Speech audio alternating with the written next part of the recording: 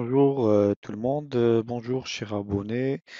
Voilà, toujours dans l'onglet de l'analyse de la qualité de l'eau et dans l'onglet ou bien dans la partie paramètres physico-chimiques, on va voir un paramètre qui est essentiel, qui est la demande en chlore ou bien la dose ou la quantité qu'on doit injecter au chlore lors de la première étape de l'accès de l'eau brute à une station de traitement des eaux usées, c'est la préchloration. Voilà, le chlore et ses dérivés, en plus de réagir avec les micro-organismes, il le fait aussi avec d'autres substances dissoutes dans le moyen matière organique, fer, manganèse, etc. Pour ceci, pour avoir un niveau donné de chlore résiduel, la quantité nécessaire qui doit être ajoutée est assez plus que la valeur résiduelle obtenue. Voilà, la quantité qu'on doit ajouter, voilà, elle sera plus grande que la quantité qu'on va trouver dans l'eau après, voilà, après sa préchloration, bien après sa chloration. Par conséquent, avant de décider de la dose de chlore nécessaire pour désinfecter, il faut établir l'exigence de chlore, c'est-à-dire la quantité de chlore qui est consommée jusqu'à l'apparition du résiduel. Voilà, c'est ce qu'on va voir au cours de cette vidéo. On va voir le mode opératoire. Bon, le principe de cette demande en chlore, c'est ou bien de cette méthode, elle nous permet de déterminer la quantité de chlore, breakpoint, ou bien le point de rupture qu'il faut injecter à l'eau brute lors de la préchloration. Alors, on ne va pas injecter le chlore n'importe comment avec n'importe quelle dose. Il faut toujours faire ces calculs de la demande en chlore avant son injection. Voilà, le mode opératoire, on va commencer par le titrage de l'eau de Javel comme première étape. On détermine le titre d'eau de Javel pour déterminer la demande en chlore. Voilà, dans un Erlenmeyer, on introduit successivement 1 millilitre d'eau de Javel, NaOCl, NaCl, 10 millilitres de solution d'iodure de potassium à 10%, 10 millilitres d'acide acétique à 9N ou 5 millilitres à 18N. La normalité, N c'est la normalité. Voilà, on titre l'iode libéré par le thiosulfate de sodium 1 sur 10N.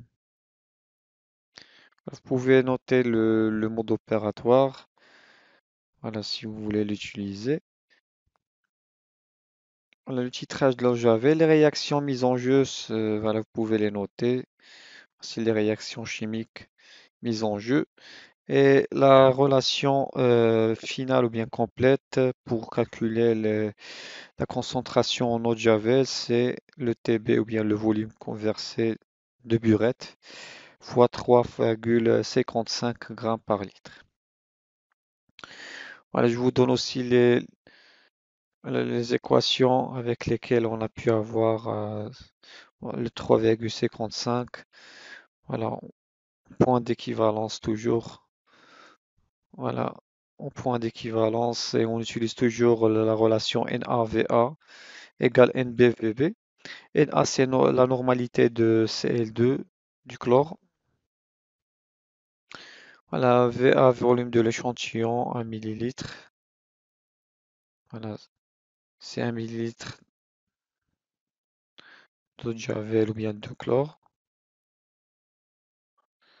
Nb, normalité de Na2S2O3. Et Vb, tombée de la burette Tb.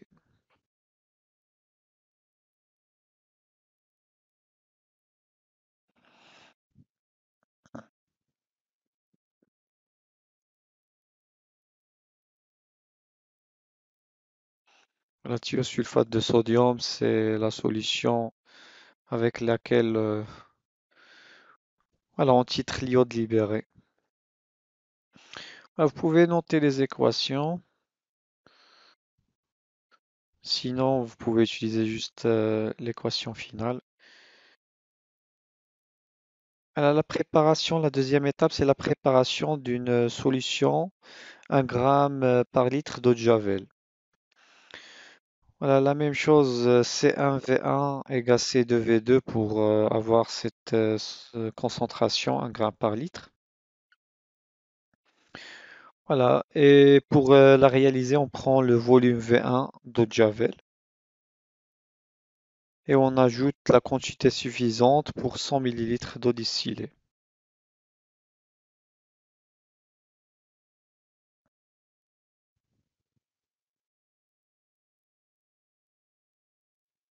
On va préparer la troisième étape, on va préparer la solution 0,1 g par litre, en concentration 0,1 g par litre. C'est la solution avec laquelle on va travailler. Alors, on va la préparer à partir de la solution 1 g par litre. On prend un volume V2 d'eau de Javel, 1 g par litre, et on ajoute la quantité suffisante pour 100 millilitres d'eau distillée.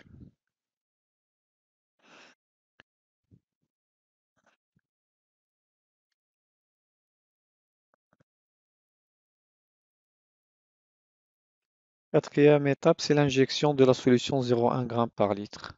Voilà, on prépare une série de flacons de 100 millilitres d'eau brute dans lesquels on ajoute des concentrations de la solution 0,1 g par litre avec un ordre croissant.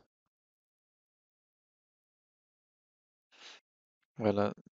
Au bout de 30 minutes, on dose le chlore résiduel par introduction. Voilà, on dose le chlore résiduel par introduction des réactifs colorimétriques habituels, EDTA, ortholuidine, DPD. Voilà, ce sont les réactifs qu'on utilise si vous voulez utiliser l'un des deux, l'un des trois. On obtient les résultats à partir desquels, voilà, on obtient des résultats à partir desquels on peut tracer une courbe semblable à celle présentée dans la figure suivante. Voilà, je vous donne tout d'abord les résultats de la demande en chlore ou bien un exemple de résultat. Voilà, les flacons qu'on a utilisés, 10 flacons par exemple. La dose du chlore injecté et la dose du chlore ou bien la concentration du chlore résiduel, celui qui reste dans l'eau. Voilà, 0,5 on a 0, 1 on a 0, c'est-à-dire que le chlore il est totalement absorbé dans cette étape-là. Puis résiduel il va augmenter petit à petit. Voilà, c'est ça le principe. Je vous présente le graphique qui représente ces résultats. Voilà, et à partir de ce graphe, voilà, le graphe c'est le chlore résiduel en milligrammes par litre ici. Et comme X, on a la dose de chlore injectée en milligrammes par litre.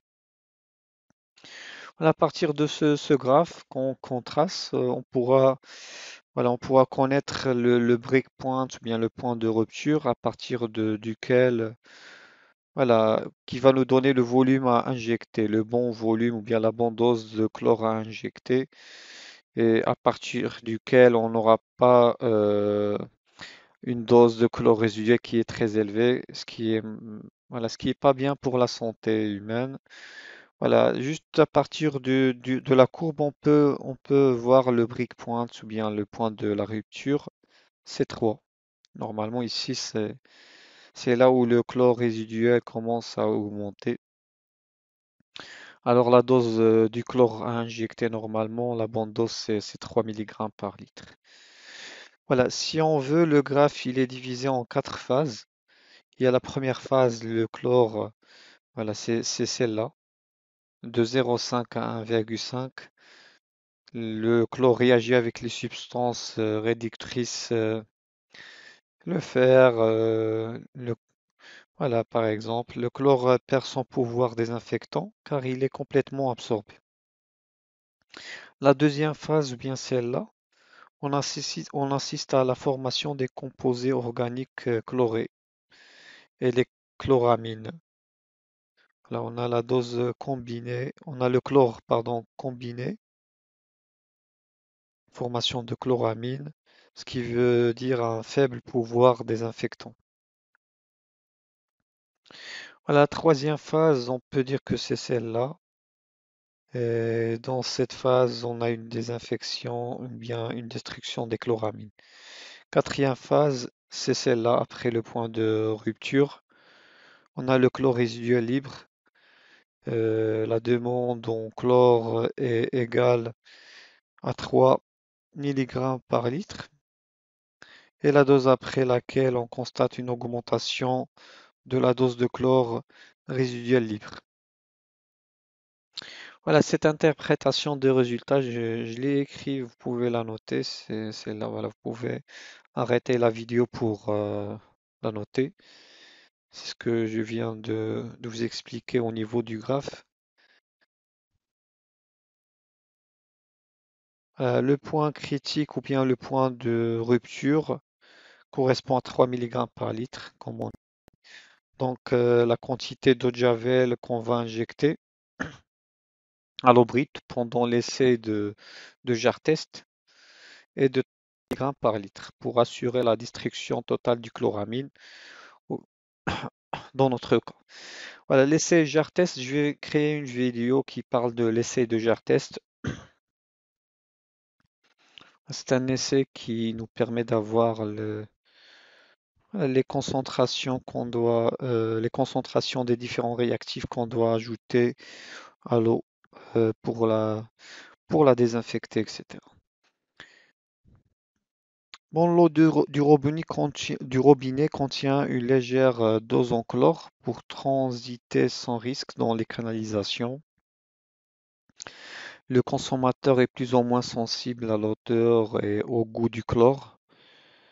Le seuil de sensibilité est de 0,2 mg par litre normalement. Voilà, j'espère que la vidéo vous a plu. N'hésitez pas à liker, partager avec vos amis et abonnez-vous pour recevoir plus de tutoriels. Excellente journée.